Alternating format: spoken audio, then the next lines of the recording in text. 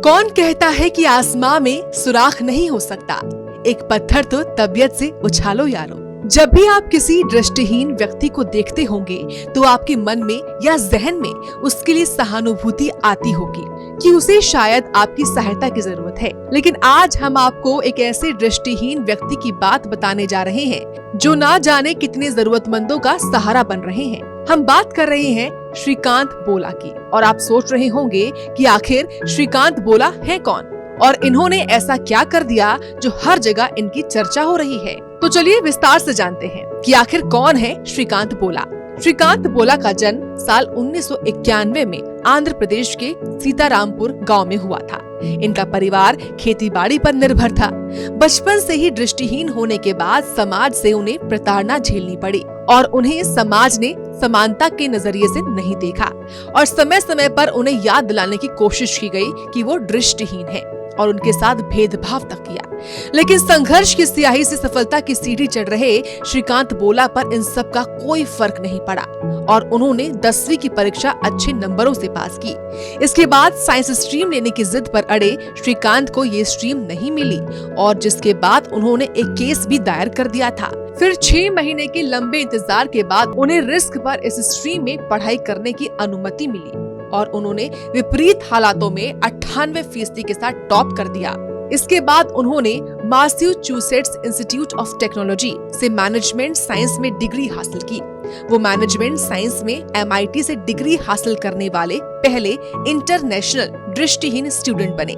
इस दौरान पढ़ाई पूरी करने के बाद भारत लौटे श्रीकांत बोला के मन में कुछ अलग करने का जुनून था और निरंतर प्रयास करते करते उन्होंने बोलैंड इंडस्ट्रीज की स्थापना की। इस बीच दिवंगत उद्योगपति रतन टाटा ने सलाह के साथ साथ उन्हें व्यापार में भी अच्छा खासा निवेश किया।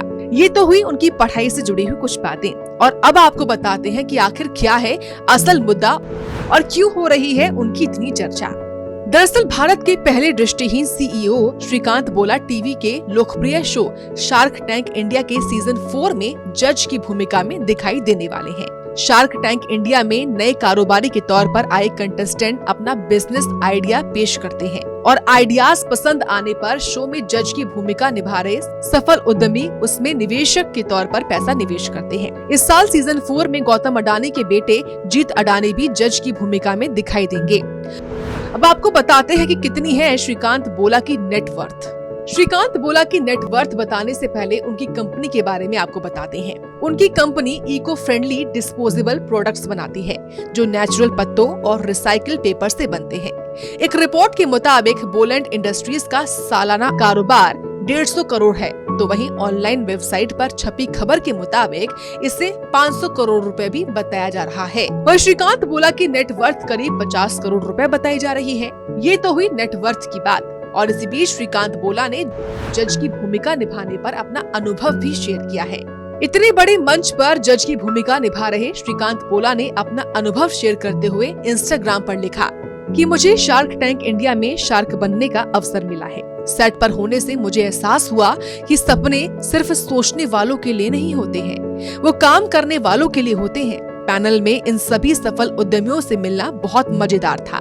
सच कहूं तो शार्क टैंक इंडिया की वजह से भारत में उद्यमिता को बहुत बढ़ावा मिला है। पोस्ट के आखिर में उन्होंने लिखा कि मुझे आमंत्रित करने के लिए धन्यवाद शार्क टैंक इंडिया, ये तो बस शुरुआत है।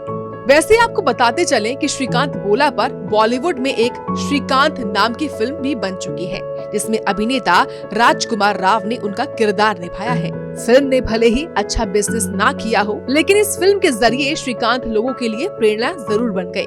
दृष्टिहीन होकर भी वो उस मुकाम तक पहुँचे जहाँ तक हर कोई नहीं पहुँच पाता। श्रीकांत बोला की कहानी हर उस शख्स के लिए प्रेरणा है जो अपनी जिद को अपना लक्ष्य मानकर बस आगे बढ़ता है।